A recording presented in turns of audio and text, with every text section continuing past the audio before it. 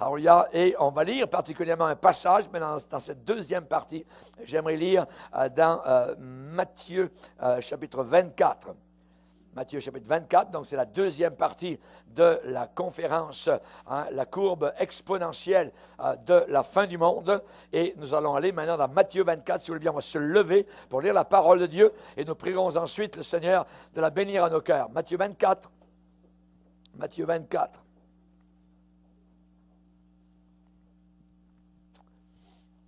Verset 29.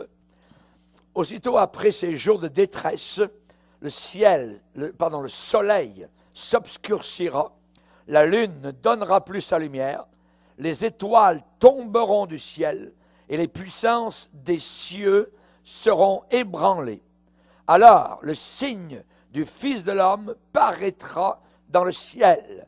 Toutes les tribus de la terre se lamenteront et elles verront le Fils de l'homme venant sur les nuages, sur les nuées du ciel, avec puissance et une grande gloire. Il enverra ses anges avec la trompette retentissante, et ils rassembleront ses élus des 4 vents, depuis une extrémité des cieux jusqu'à l'autre. Instruisez-vous par une comparaison. Quelle comparaison? Tirée du figuier. Le figuier, c'est Israël. Tirée du figuier. Dès que ses branches deviennent tendres et que les feuilles poussent, vous connaissez que l'été est proche. De même, quand vous verrez toutes ces choses, sachez que le Fils de l'homme est proche, à la porte.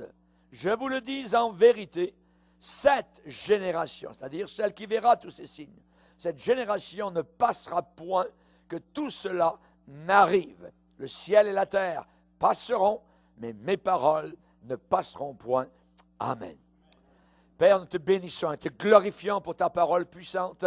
Nous te demandons de la bénir à nos cœurs, que l'épée continue à virevolter, Seigneur, dans nos cœurs, que nous puissions comprendre, réaliser, Seigneur, que ta parole, c'est l'épée de l'esprit, devant laquelle tout est nu et découvert. Nous savons qu'un jour, nous devrons te rendre compte, que tout genou fléchira devant toi. Nous savons, Seigneur Jésus, que ce que tu as déclaré sur les signes de la fin des temps, eh bien, nous commençons déjà à les voir tout autour de nous. Nous te prions de bénir les auditeurs et les auditrices, ceux qui entendent ce message, là, par DVD ou par CD, Seigneur, qu'ils soient à l'extrémité du monde ou ici au Canada, que tu puisses les toucher, les bénir, les sauver par ta grâce, au nom puissant de ton Fils ressuscité d'entre les morts, Jésus-Christ, qui est vivant maintenant, au nom du Sauveur. Amen. Et tout le peuple dit Amen. Amen. Gloire à Dieu. Vous pouvez vous asseoir, frères et sœurs. Alléluia. Gloire à Dieu.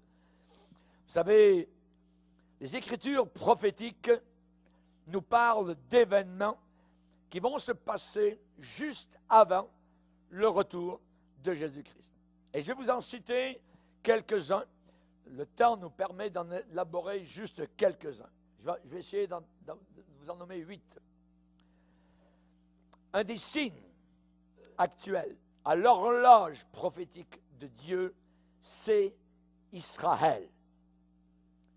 Israël, dont le drapeau ici, et nous l'avons fixé sur notre mur, simplement parce qu'Israël nous est cher.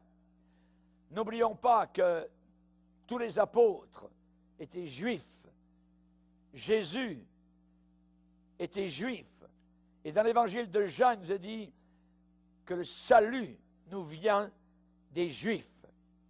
L'humanité entière a une dette envers les Juifs, et spécialement pour notre salut. Le salut s'est accompli non pas au Canada, non pas à Paris, non pas à Buenos Aires, non pas à Kinshasa, mais il s'est accompli à l'extérieur des murailles de Jérusalem. Le centre de la planète Terre, c'est Jérusalem. Yerushalayim. Le retour d'Israël dans leur pays est un signe actuel à l'horloge prophétique. Israël, personne ne pourra détruire Israël. Celui qui touche à Israël touche à la prunelle du Dieu El Shaddai, Tout-Puissant. Vous savez que depuis 1948, à la table des nations, Israël siège à l'ONU. Et le pays le plus haï aujourd'hui dans le monde, c'est encore Israël. Nous revenons à un antisémitisme digne d'Hitler. Le diable hait ce peuple Israël. Pourquoi? Parce que Israël va jouer un rôle prépondérant à la fin des temps. Les prophètes de l'Ancien Testament avaient dit qu'à la fin des temps, les Juifs éparpillés à travers le monde entier reviendraient dans leur pays. Le pays d'Israël appartient à Israël. Et les Écritures enseignent clairement que juste avant le retour de notre Seigneur Jésus-Christ, Israël sera réétabli, réinstallé dans la terre promise. Depuis mai 1948, l'horloge prophétique fait tic, tic, tic, tic, tic. Mai 48, là où à l'ONU, Israël a été reconnu comme une nation véritable. Aujourd'hui, cela est mis en échec par des présidents américains, européens. Pourquoi? Parce qu'ils haïssent. Et tant que quelqu'un se tient pour Israël, il y a une bénédiction, que nous le voulions ou non. Depuis que l'Amérique, les États-Unis d'Amérique, ne sont plus en faveur d'Israël, il y a une sorte de chose qui se passe. Il n'y a plus la protection qu'ils avaient auparavant lorsqu'ils étaient 100% soutenant Israël. Lors des guerres d'Israël, 67, 73, Israël a toujours été vainqueur. Non pas parce qu'ils étaient plus forts, mais parce que Dieu était avec eux. Les généraux égyptiens ont déclaré 40 ans plus tard que lorsqu'ils avaient fui dans le désert, retournant vers l'Égypte, quittant leur tank, ils ont vu des êtres majestueux et lumineux dans le ciel, au-dessus du désert, avec des épées flamboyantes contre les Égyptiens. Les anges de Dieu combattaient en faveur d'Israël. Tous les pays autour étaient contre eux et Israël a été vainqueur. Aujourd'hui, cela est mis en échec. C'est comme si vous demandiez aux États-Unis de redonner la Californie aux Mexicains. Regardons. Ils ont gagné. C'est comme si on disait maintenant les États-Unis appartiennent à l'Angleterre. Non, les Américains ont gagné la guerre contre les Anglais. Ils sont chez eux. Mais Israël, il semble qu'ils ne sont pas chez eux. Tout le monde met son nez dans la sauce, là-bas. Et la Bible dit qu'à la fin des temps, tous ceux qui voudront bouger et toucher à Jérusalem seront meurtris. Dieu avait dit à Abraham, celui qui te bénira sera béni, et celui qui te maudira sera maudit. Et depuis que les États-Unis ne prennent plus position en faveur d'Israël, vous voyez tout ce qui se passe chez eux, les tempêtes, les tornades, les aéroports qui volent au vent, n'importe quoi. Il n'y a plus la protection qu'ils avaient auparavant lorsque les États-Unis d'Amérique se tenaient en faveur d'Israël envers et contre tout. Et je bénis le Seigneur jusqu'à présent, notre pays, le Canada, tient en faveur des Juifs. Et nous jouissons encore d'une certaine bénédiction à cause de la position prise encore actuellement en faveur d'Israël. Le retour d'Israël dans leur pays est un signe prophétique. La Bible l'appelle le figuier. Et le Seigneur dit, lorsque vous verrez le figuier, les branches devenir tendres, les feuilles pousser, vous connaissez que la saison est proche, l'été est proche. Et le Seigneur a dit, de même quand vous verrez toutes ces choses, sachez que le Fils de l'homme est à la porte. Je vous le dis, cette génération ne passera pas. Ce qui veut dire quoi? La génération qui verra le retour d'Israël chez eux ne passera pas. Ça veut dire que le retour d'Israël s'est fait depuis 1948. Ils ont été reconnus. Maintenant, nous n'avons pas de date à donner. Nous ne sommes pas là pour donner des dates ou quoi que ce soit. Mais le Seigneur a dit, la génération qui verra le retour d'Israël dans leur pays ne passera pas. C'est cette génération qui verra le retour de Jésus-Christ.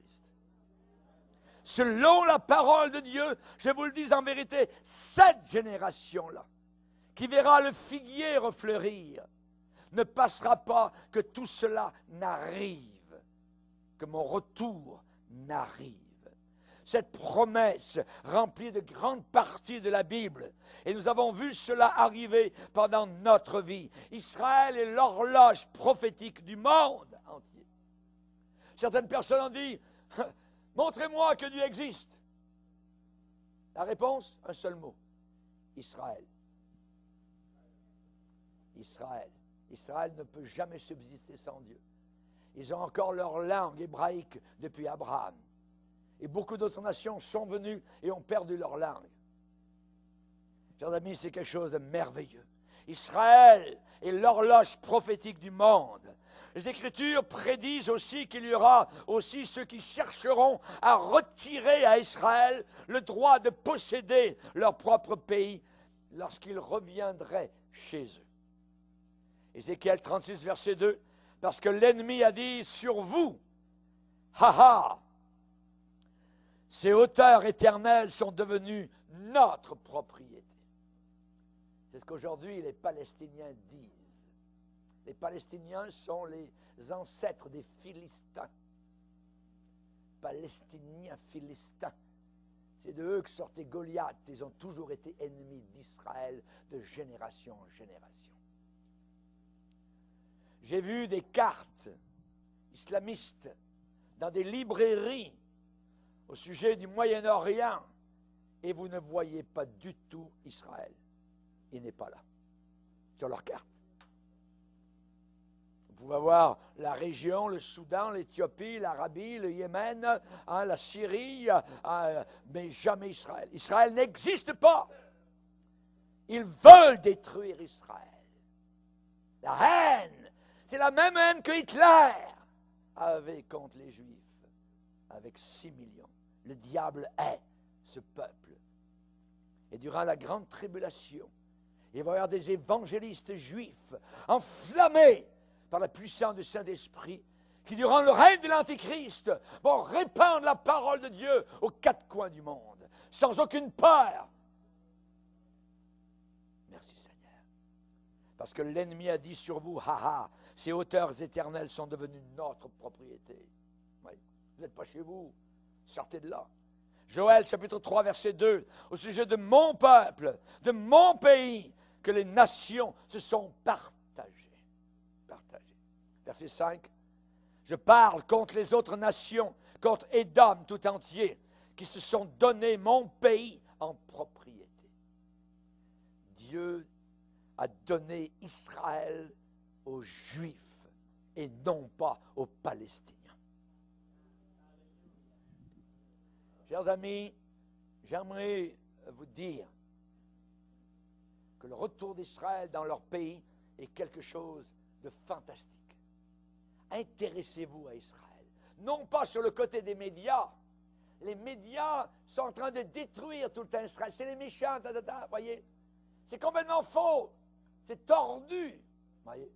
Les Israélites se défendent simplement par rapport aux attaques qu'ils ont autour de leurs frontières. Il va y avoir un autre événement aussi, la reconstruction du temple de Jérusalem. Le croiriez-vous?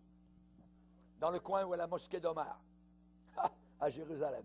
Comment ça va se passer, je ne sais pas. Je ne sais pas. Mais aujourd'hui, les Israélites commencent déjà à vouloir leur temple. Vous savez qu'il a été détruit par Titus en l'an 70. Il n'y a jamais eu de temple depuis 2000 ans en Israël. Et maintenant, les Juifs commencent à vouloir leur temple. Et les plans sont faits. Les ustensiles, les instruments utilisés dans l'adoration de l'ancien temple d'Israël ont été tous préparés, sont prêts à être utilisé. Les sacrificateurs juifs ont été enseignés et formés. Leur habillement, leur taille, tout cela a été cousu, exposé, montré aux nouvelles en Israël.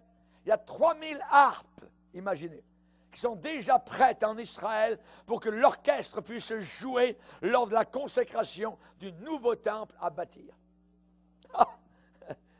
En fait, c'est la première fois où des harpes ont été fabriquées en Israël depuis presque 2000 ans.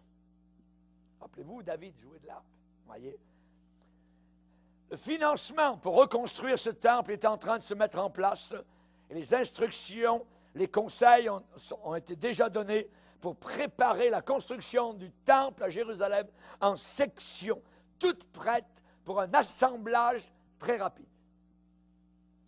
La pierre d'angle a été équarrie.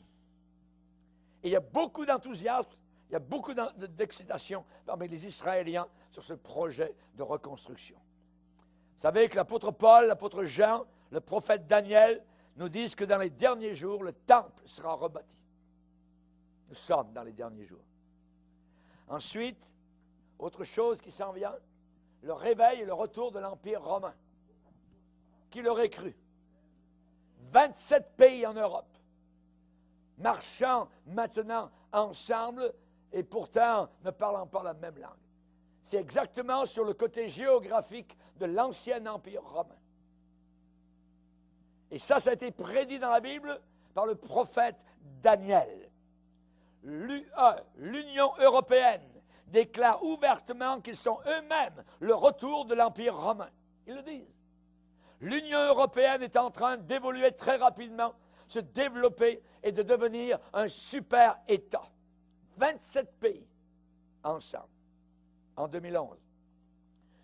Et l'UE va dominer le monde entier pendant 7 ans, selon la prophétie biblique. Les États-Unis d'Amérique vont descendre de plus en plus. Les Écritures nous disent que quand cela va arriver, ce sera la fin des temps. Et nous voyons maintenant ces 27 pays ensemble. Ils ont leur parlement à Bruxelles. Ils ont des réunions en France, spécialement dans l'est de la France, à Strasbourg. Voyez. Ça arrive, c'est là sous nos yeux. Daniel, le prophète, et Jean dans l'Apocalypse nous parlent de la prophétie de la fin des temps. Voilà une autre indication que l'heure est très, très tardive actuellement à laquelle nous sommes arrivés. Et le Seigneur va dire dans le prophète Ésaïe, au chapitre 60, « En ce temps-là, je hâterai ces choses. » Ça veut dire je vais pousser les choses. Je vais faire en sorte qu'elles arrivent très rapidement. Je hâterai ces choses. Moi, l'Éternel, je hâterai ces choses en leur temps. Nous allons voir l'apparition d'un seul gouvernement mondial. Les Écritures nous parlent d'un seul et unique gouvernement mondial qui fera partie d'un scénario dans les derniers jours. Ce que vous allez voir sur la scène politique, c'est de plus en plus les gouvernements nationaux descendent, perdent du pouvoir. De plus en plus, pour qu'un seul gouvernement arrive. Un seul va gouverner le monde entier. Et l'Écriture nous parle de ce seul et unique gouvernement mondial qui fera partie du scénario des derniers jours. Nous lisons actuellement dans les journaux, nous voyons aux nouvelles, le soir à la télévision, les préparations faites en plein jour pour l'établissement d'un gouvernement mondial. Le président Sarkozy a déclaré à l'ONU que maintenant c'est le temps de créer un nouvel ordre mondial. Et il a dit, personne ne nous résistera. Personne ne nous résistera. Ce qui veut dire, c'est qu'ils s'attendent à de l'opposition, à de la résistance. On pose actuellement les bases de cette immense infrastructure qui fera le tour de la terre. Tous les gouvernements du monde seront soumis à un seul gouvernement mondial.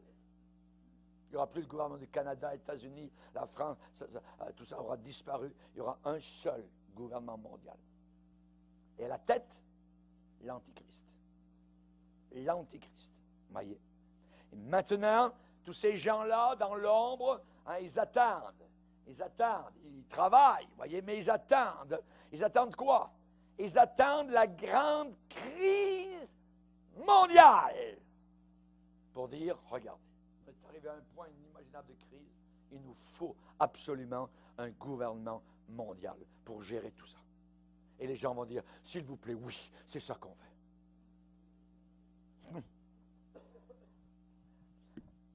Nous allons voir aussi l'apparition d'une seule Église mondiale, dirigée par l'Église catholique romaine qui est diabolique. C'est une Église totalement antichrist. Et vous devez le savoir, parce qu'elle ne prêche pas la vérité. Et depuis très longtemps, elle ne la prêche pas. Et elle s'oppose à la vérité. L'apparition d'une seule Église mondiale, l'Église catholique romaine, d'un côté courtise les musulmans, d'un côté courtise les bouddhistes, d'un autre côté courtise le camp évangélique, les baptistes, les pentecôtistes, elle courtise tout cela. Et elle est très dangereuse, parce qu'auparavant, elle arrivait avec l'épée, en tuant, comme durant l'Inquisition. L'Église catholique romaine a tué plus de 55 millions de personnes. 55 millions de personnes au travers des siècles. Chers amis, et c'est elle qui va diriger, évidemment, donc, au point de vue religieux, le monde entier. Quelle que soit ta religion, ça va être bon. Il n'y a pas de problème. L'écuménisme.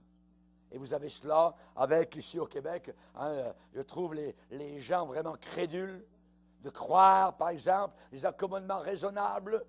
Dans les pays musulmans, vous n'avez pas le droit, dans certains pays, à une seule église chrétienne. Et ici, on voit, tant que t'en veux, oui, les islamistes, ils peuvent, c'est leur religion, il suffit de les voir à genoux, tout ça. Mais regardez comme ils sont pieux.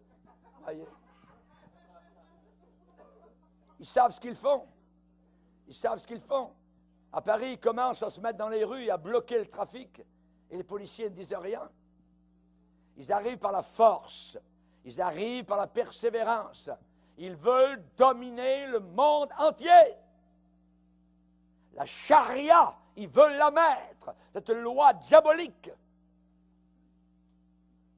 L'apparition d'une seule Église mondiale. Et l'Église catholique dit yes, oui. Le pape l'Ancien a pris un Coran, un livre qui est inspiré de Satan, et il a embrassé le Coran. Église mondiale, l'apparition d'une seule Église mondiale. Chers amis, voilà un événement inhabituel pour notre époque. C'est cependant un événement qui a été prophétisé pour les derniers jours. Et Daniel et Jean l'apôtre parlent d'un dictateur qui sortira de cet empire romain ressuscité et qui régnera sur le monde entier dans une union avec cette Église mondiale. L'Antichrist aura besoin de la religion pour régner,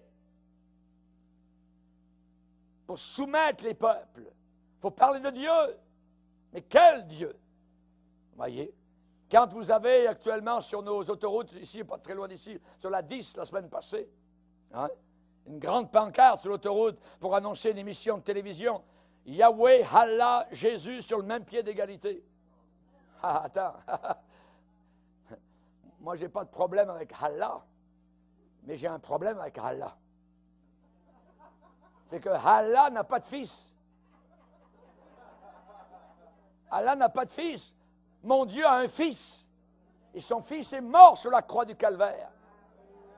Et ils le disent, les musulmans, sur la mosquée. Et Dieu n'a pas de fils. C'est Antichrist. Lisez avec moi dans la première épître de Jean.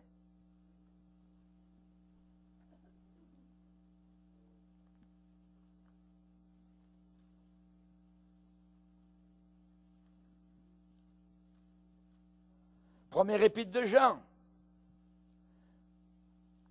Chapitre 2, verset 22. Qui est menteur? Qui est menteur? C'est qui le menteur? Sinon celui qui nie que Jésus est le Christ. Ça veut dire que Jésus est le Sauveur. Celui-là est l'Antichrist, qui nie le Père et le Fils. Quiconque nie le Fils n'a pas non plus le Père. Quiconque confesse le Fils a aussi le Père. Voyez? Donc, l'apparition d'une seule Église mondiale. Quand on a eu les accommodements raisonnables ici à la Commission du Québec, ça fait pitié à voir. Seigneur, garde-nous. nous allons aussi voir un écroulement potentiel de toute l'économie mondiale. Toute l'économie mondiale va s'écrouler. Je vous le dis sur l'autorité de la parole de Dieu. Et tout autour de nous, nous voyons clairement la menace déjà d'une immense catastrophe économique. On sait que le jeu de domino va s'écrouler. Les hommes ne sauront que faire. Ne sauront que faire. Isaïe le prophète va dire qu'ils jetteront leur or et leur argent aux chauves-souris. Aujourd'hui, on se réfugie vers l'or. Voyez, monnaie évidemment de refuge. Mais au jour du jugement, quand Dieu va juger l'économie mondiale, ils jetteront leur or et leur argent. Pourquoi? Parce que ça ne sert absolument à rien, votre argent, au jour du jugement. Au jour du jugement, ce qui compte, c'est votre justice. Et nous n'avons pas une propre justice à nous, nous avons celle de Jésus-Christ. Nous avons été revêtus de la justice de Christ. Amen. Alléluia. Il faut comprendre ce qui arrive autour de nous. Au temps de la fin, aucun des méchants ne comprendra. Aucun des méchants ne comprendra. Mais ceux qui auront l'intelligence comprendront.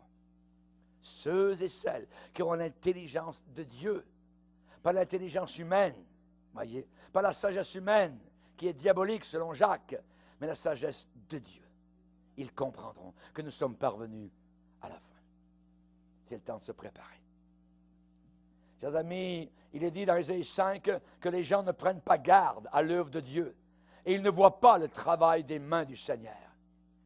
Proverbe 28, verset 5, les hommes livrés au mal ne comprennent pas ce qui est juste, mais ceux qui cherchent l'Éternel comprennent tout. Cherche Dieu, prie Dieu. Alléluia. Pleure sur ce livre. Macule de tes larmes les pages saintes du livre saint. La Sainte Bible. Alléluia. Le premier livre qui a été imprimé par Gutenberg en Allemagne a été la Bible. La Bible. Merci Seigneur. Il va y avoir aussi autre chose qui va se passer, un grand traité de paix. Un très grand traité de paix.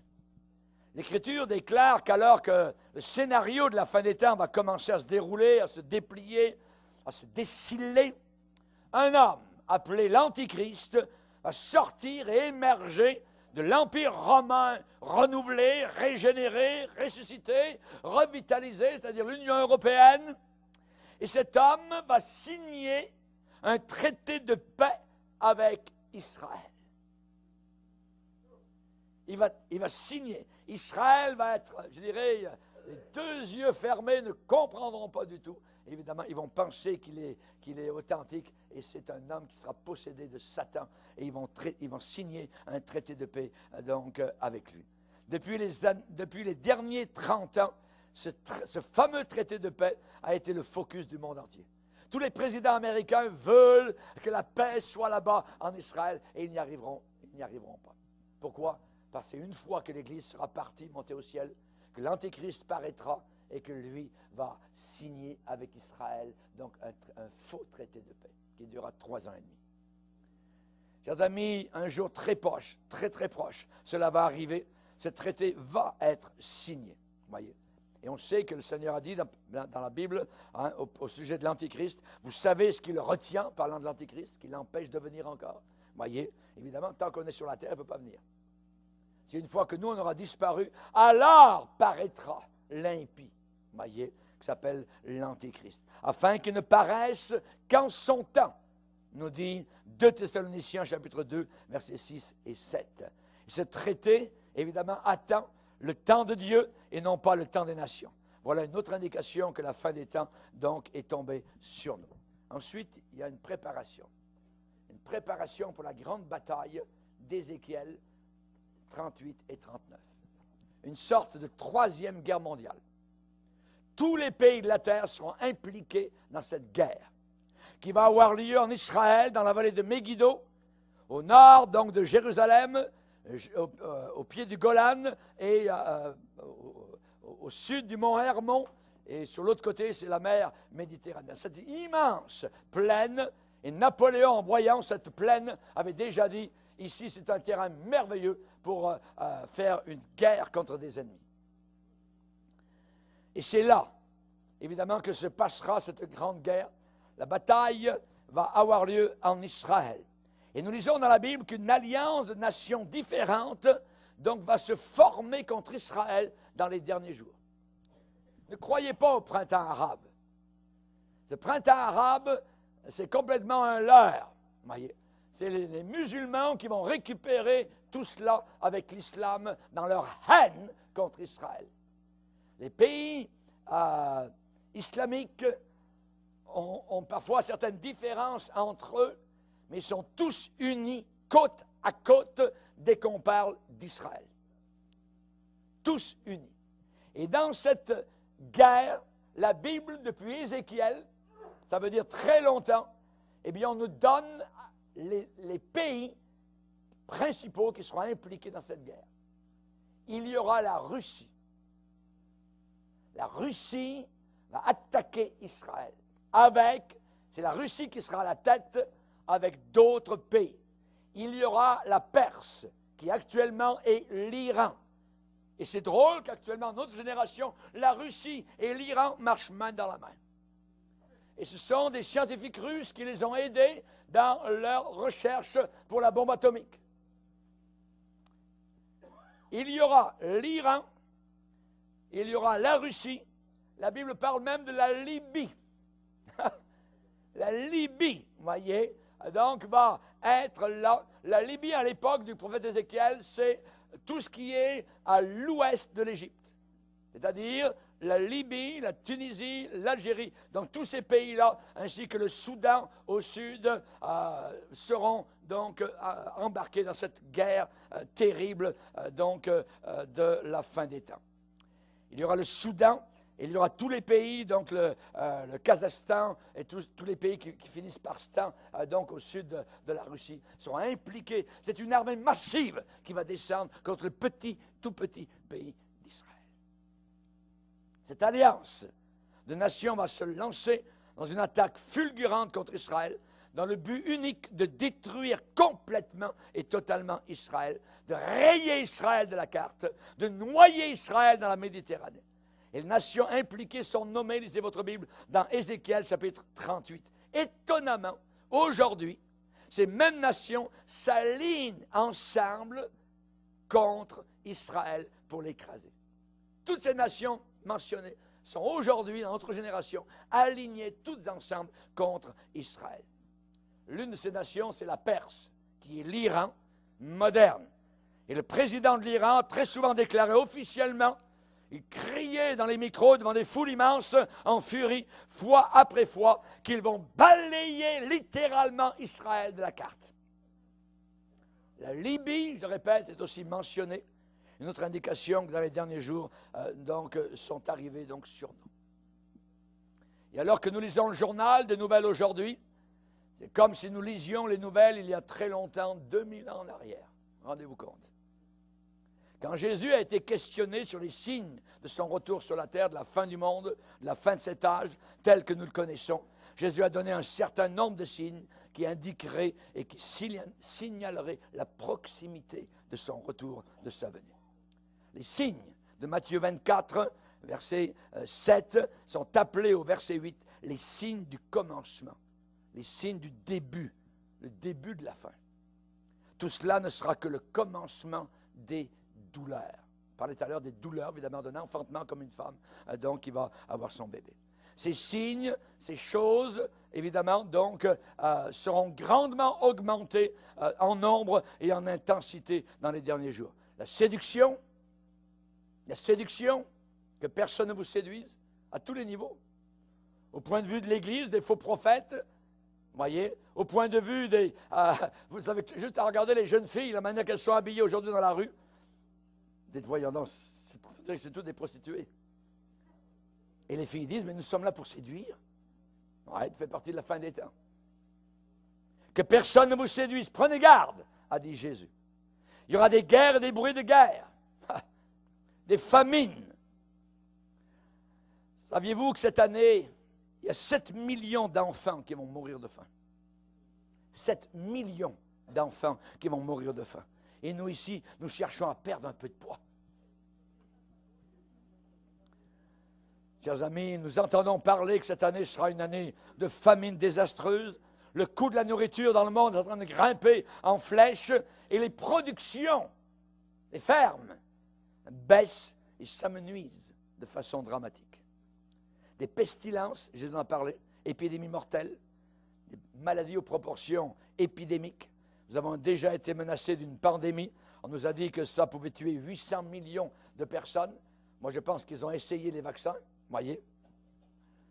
Jésus a parlé de tremblements de terre, de grands désastres de tremblements de terre. On a ça au Pakistan, Chine, Haïti, Chili, Japon. Vous voyez, ce sont quelques-uns des plus grands désastres de l'histoire, voyez. Et c'est arrivé sur une très courte période, très, très court, voyez. Alors, ajoutez à cela le tremblement de terre qui a provoqué le tsunami en Asie, hein, qui a fait périr 250 000 personnes. Je vais vous raconter une petite histoire. C'est l'histoire d'une araignée. Oui.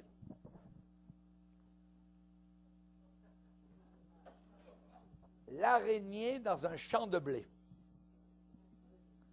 L'araignée, il y avait une fois une araignée qui vivait dans un champ de blé. C'était une grande araignée qui tissait sa toile entre deux tiges de blé hautes. Elle s'engraissait en mangeant tous les insectes, toutes les punaises qu'elle prenait dans sa toile. Elle aimait beaucoup sa maison dans ce champ de blé. Elle avait planifié d'y passer toute sa vie, là, dans le champ de blé. Un jour, notre petite araignée a pris un petit insecte dans sa toile. Et juste au moment où Madame Araignée allait avaler le petit insecte s'est mis à parler. Si tu me laisses partir, je vais te dire quelque chose de très, très important qui va sauver ta vie. Ah oui? Notre araignée a écouté un petit moment parce qu'elle était vraiment amusée par cet insecte qui la faisait bien rire. Le petit insecte lui a dit, « Araignée, tu es bien mieux de sortir le plus vite possible de ce champ de blé, parce que la récolte s'en vient. » L'araignée s'est mise à sourire et a dit à riant, « Voyons donc, de quelle récolte, de quelle moisson es-tu en train de me parler? » « Ah, petit coquin d'insecte, tu es en train de me raconter des histoires pour m'embobiner. » Petit insecte a dit, « Non, non, araignée, c'est vrai, le propriétaire de ce champ va bientôt venir pour faire sa récolte. Toutes les tiges de blé seront renversées. Et le blé sera ramassé, amassé dans des greniers, et toi, tu seras tué par une machine géante si tu restes là. » L'araignée a dit, moi, mais voyons donc, je ne crois pas, moi, dans les moissons. Je ne crois pas, moi, dans les récoltes et dans les machines géantes qui renversent les tiges de blé. Comment peux-tu me prouver cela? Petit insecte a dit, regarde simplement un peu aux tiges de blé. Vois comment elles ont été plantées en rangées. Ceci est une preuve que ce champ a été créé par un planificateur intelligent, un concepteur très habile. Araignée s'est mis à rire. Mais voyons donc, elle arrive aux éclats, elle dit, mais non, voyons donc, ce champ a simplement évolué.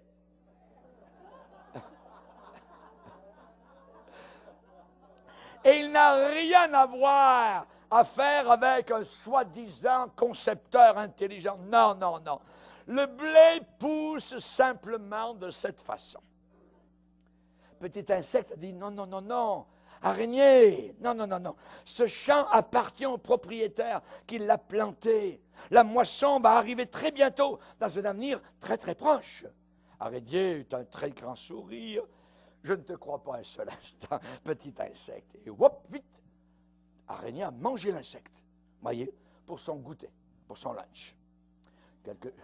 Quelques jours plus tard, Araignée riait encore en pensant à l'histoire que lui avait racontée Petit Insecte. Elle s'est mise à réfléchir en pensant en elle-même, voyons donc, une moisson, voyons donc une récolte, quelle idée folle. J'ai vécu toute ma vie dans ce champ de blé et rien ne m'a jamais dérangé, ni troublé, ni inquiété. J'ai été là depuis que c'était n'était qu'à 20 cm du sol. Je vais rester ici le reste de ma vie parce que je le sais, jamais rien ne va changer dans ce champ. La vie est belle ici. Et elle va continuer à l'être belle comme cela. Cette idée de récolte, c'est une idée totalement farfelue, mais c'est une idiotie. Petit insecte était vraiment idiot. Le jour suivant, qui était un jour d'une très belle journée, ciel bleu, le soleil brillait, tout était bien. Cet après-midi-là, alors que Madame Araignée était sur le point de faire sa sieste, elle a remarqué un peu au loin, là-bas, à quelque distance, au bout du champ, une poussière épaisse. Et elle pouvait entendre le rugissement, le vrombissement d'un gros moteur très puissant. Juste avant qu'elle ne fasse sa dernière sieste, elle s'est posé la question, je me demande bien qu'est-ce que ça peut être. Il y a des gens exactement comme cela. Actuellement, présentement, dans le temps maintenant présent, la courbe exponentielle est en opération. Elle monte d'un coup en notre génération. Et le système du monde n'est pas encore écroulé. Mais l'écroulement est très proche. Le soleil se levait, alors l'Éternel fit pleuvoir du ciel sur Sodome et Gomorrhe du soufre et du feu. La civilisation y arrive quand même bien encore aujourd'hui, malgré tous les problèmes à l'horizon. Rappelez-vous la bactérie dans le pot, le bocal, à 11h59. C'était rempli qu'à moitié, mais à midi, 1 minute après, c'était plein. À 11h59, le bocal était seulement à moitié plein et les choses ne semblaient pas si désespérées que cela. Jésus a dit, veillez donc, puisque vous ne savez pas quel jour votre Seigneur viendra. C'est pourquoi vous aussi tenez-vous prêts, car le Fils de l'homme viendra à l'heure où vous n'y penserez pas. Quand vous penserez faire votre sieste, ça sera peut-être la dernière. Veillez donc, puisque vous ne savez ni le jour ni l'heure. Jésus a dit cela juste à la fin de la parabole des vierges folles et des vierges sages. Mon ami, Dieu vous a fait redevable à lui. Mon ami, vous allez devoir rendre compte à Dieu. Le Seigneur a dit, voici, toutes les âmes sont à moi, l'âme du Fils comme celle du Père. L'une et l'autre sont à moi. L'âme qui pêche, c'est celle qui mourra. Jésus a dit, si vous ne vous repentez pas, vous périrez tous également. La faux va passer. Pour être sauvé, il faut absolument et inévitablement se repentir. La repentance est une nécessité absolue et exigée. Ce n'est pas de venir dans une église. Ce n'est pas parce que vous venez dans une église que vous êtes un chrétien. Pas plus que vous rentrez dans un garage et vous devenez une voiture. Mais, non. Si c'est une repentance authentique et vraie, alors elle va venir d'une profonde conviction de péché dans votre cœur. Jésus a dit, si quelqu'un vient à moi, je ne le mettrai jamais dehors. Le brigand à côté de Jésus sur la croix dit, Jésus, souviens-toi de moi quand tu entreras dans ton règne. Jésus lui a répondu, aujourd'hui, tu seras avec moi dans le paradis. Alléluia. Une dernière chose, une dernière question. La Bible est-elle la parole de Dieu? Ou bien est-ce juste un livre par-dessus les autres? Ou bien le livre des Mormons est égal à la Bible? Ou bien le livre de Zoroaster ou de Ron Hubbard ou quoi que ce soit? Non. La Bible est-elle la parole de Dieu? Mon Dieu parle. Alléluia. Il parle. Comment pouvons-nous le savoir? pourquoi Dieu ne nous confirme-t-il pas sa parole? Pourquoi n'écrit-il pas sa parole dans le ciel bleu au-dessus de nos têtes?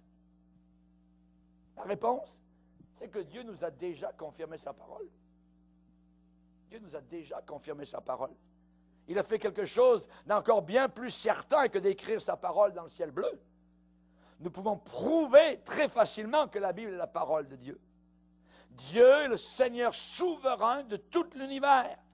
Les prophéties accomplies, réalisées, prouvent au-delà de tout doute que Dieu est le Seigneur souverain de tout l'univers. Un exemple parmi des centaines d'autres. Les prophètes avaient dit que Jésus naîtrait à Bethléem. Il n'est pas né à Nazareth, il n'est pas né à Jérusalem, il n'est pas né à Béthanie. Il est né tel que le prophète l'avait dit 500 ans auparavant à Bethléem. Et Dieu a utilisé un César à Rome. Il a pris les pensées de César et soudain il a eu l'idée de faire un recensement. Ah, mais c'est Dieu qui a pris les pensées de César. Et ça a obligé des gens, des personnes qui habitaient à Nazareth, de traverser, de descendre jusqu'à Bethléem, parce que l'Esprit de Dieu, qui est l'auteur de la Bible, avait dit, c'est à Bethléem que mon fils va naître. Alléluia. Les prophéties de la Bible prouvent, c'est la parole de Dieu. Les prophéties accomplies, réalisées. La Bible a environ 25% d'éléments prophétiques. Imaginez. J'annonce dès le commencement ce qui doit arriver et longtemps d'avance ce qui n'est pas encore accompli. Il y a eu 333 prophéties dans l'Ancien Testament qui concernaient la première venue de Jésus sur la terre. 333. Et toutes se sont accomplies au détail près, à la précision. Imaginez, toutes accomplies. Toutes ces prophéties messianiques qui se sont accomplies parfaitement prouvent au-delà de la possibilité de tout doute que Dieu est le souverain Seigneur de tout l'univers. Et ce soir, écoute ton cœur. Pose ta main sur ton cœur.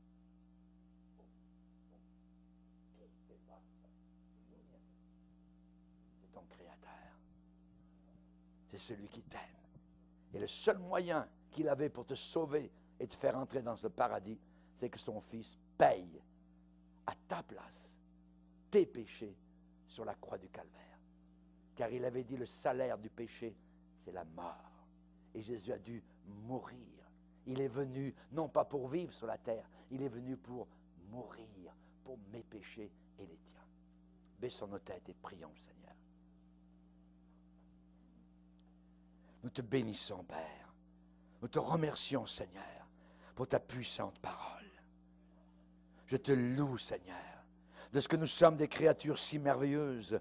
Et sur ton livre sont tous inscrits nos jours sur terre, avant même qu'aucun d'eux n'existât. Nous te bénissons. Nous te remercions, Seigneur. Tu nous as avertis que la moissonneuse-batteuse est sur le point d'entrer dans ce monde. Nous ne voulons pas rester cachés dans le champ de blé, Seigneur. Nous savons que tôt ou tard, il va falloir en sortir pour comparaître devant toi. Ce soir, peut-être parmi nous, il y a des personnes qui n'ont pas encore donné leur cœur à Jésus-Christ, qui ne sont pas repentis véritablement de leurs péchés. Si vous n'allez pas au ciel, il n'y a qu'une seule alternative, c'est l'enfer éternel. Alors ce soir, viens vers Jésus. Dis-lui, j'ai péché. Je veux venir à toi. Je veux être sauvé. Oui, Seigneur, nous reconnaissons ta seigneurie. Nous reconnaissons ta royauté, ta suprématie sur nos vies, Seigneur.